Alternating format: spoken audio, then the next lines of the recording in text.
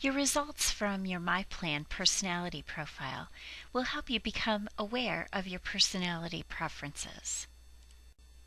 A preference is what you like.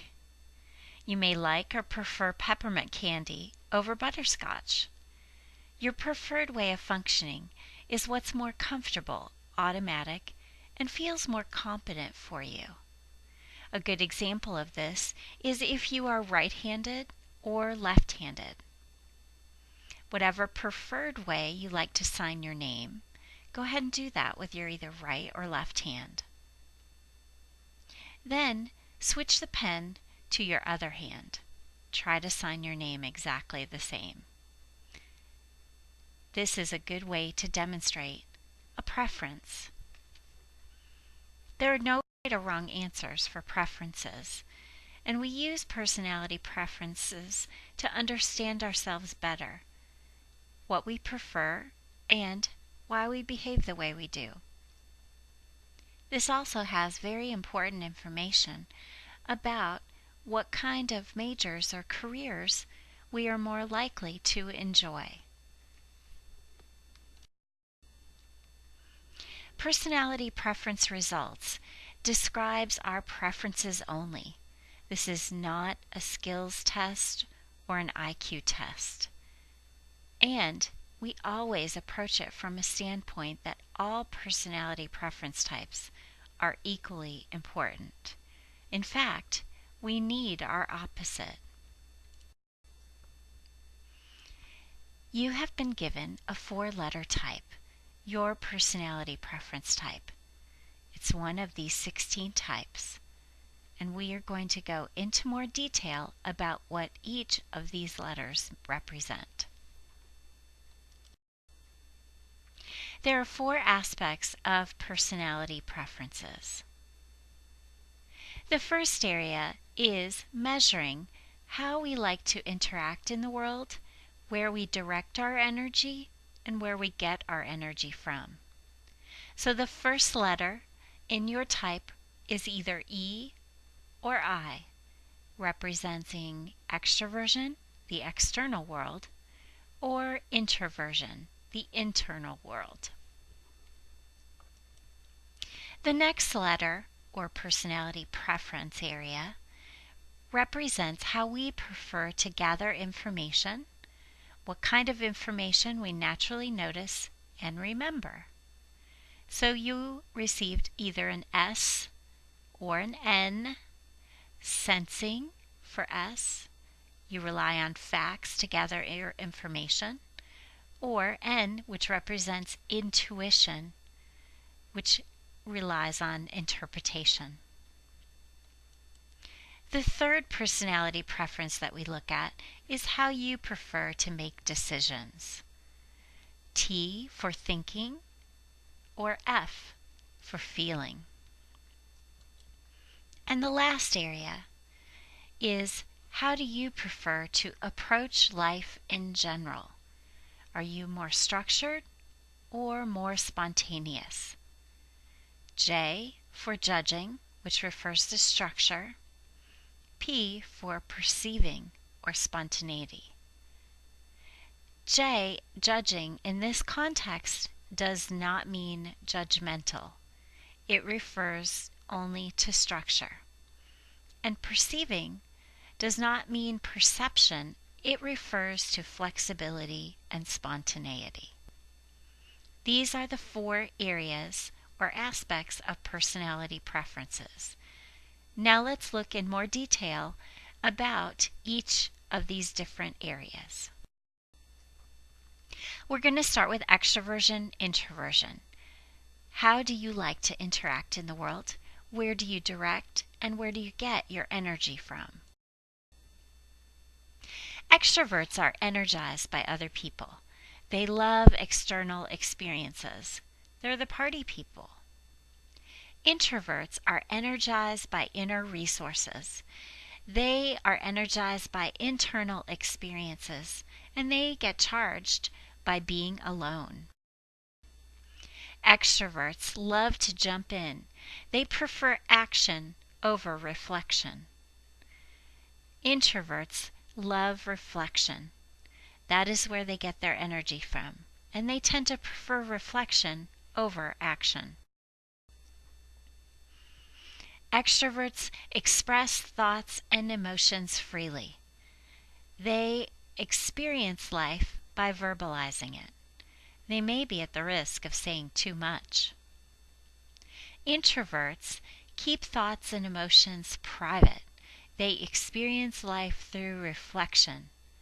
They may be at the risk of saying too little.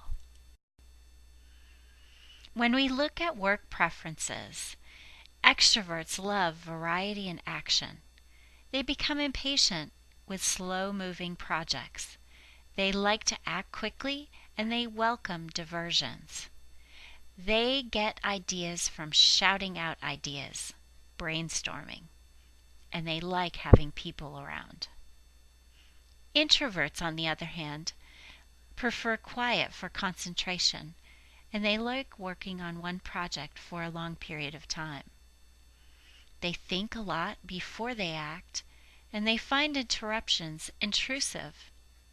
Reflection and working alone are preferences for introverts. The next area, sensing and intuition. How do you gather information, and what do you naturally notice and remember? Sensing preferences focus on facts. They prefer to use their five senses to gather information and to see things as they are. Intuitives focus on interpretation and imagination. They see things from a personal point of view. Sensing preferences zoom in. They like to see the specific parts and the details. Intuitives like to zoom out. They look for patterns and relationships. Sensing preferences like things that are definite and measurable, and they focus on today, present day minded.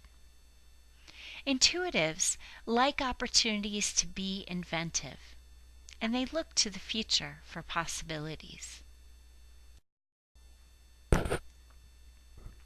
Sensing preferences prefer to work at projects in a systematic approach. They start at the beginning and they take one step at a time. Intuitives prefer to work with a project where they begin with the end in mind. They work in bursts of energy and they need to see the context. In work environments, sensing preferences prefer to use experience, and they like applying what they've learned over and over again so they get good at something. They may distrust or ignore their gut feelings or inspirations. They're very good with details and facts, and they proceed in a step-by-step approach. Intuitives like the complexity of solving problems. They like change and learning new skills, even more than using them. They may follow their gut feelings or inspirations, good or bad, and they're good with theory and abstractions. They work in bursts of energy. The next area is thinking and feeling. How do you prefer to make decisions? Do you follow your head or do you follow your heart? And what exactly does that mean? Thinking preferences are concerned with fairness and justice. They want to make a decision that's fair for everybody involved. Feeling preferences are concerned with relationships and harmony. They want to make decisions that include everyone but keep the harmony of the group. When we look at this slide, this gives a good visual for what the thinking and feeling preferences look like. For example, the thinking decision maker sees things as an onlooker from the outside of the decision looking in. The feeling decision maker prefers to be in the center of everything. seeing things and the decision as a participant within. As we look at work environments, thinking preferences use logical analysis to reach their conclusions. They tend to be firm-minded and like to decide about things impersonally. They look at the principles involved in the situation. Feeling preferences use their values to reach a conclusion. They work best in harmony, and they prefer for decisions to be influenced by their own and others' likes and dislikes. They look at the underlying values in the situation.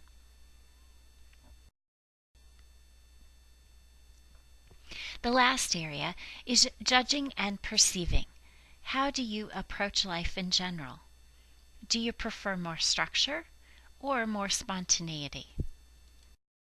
Judging preferences prefer control and structure. Again, judging does not mean judgmental. It just prefers to approach life in a set way. Perceiving does not mean perceptive. It means flexibility and spontaneity. Judging preferences motto, believe that everything has its place, whereas perceiving motto is experience life as it happens. Judging preferences feel comfortable in closing the deal or making decisions and moving on, whereas perceiving preferences feel comfortable keeping the decision open, maintaining openness, and making sure that they're considering all their options.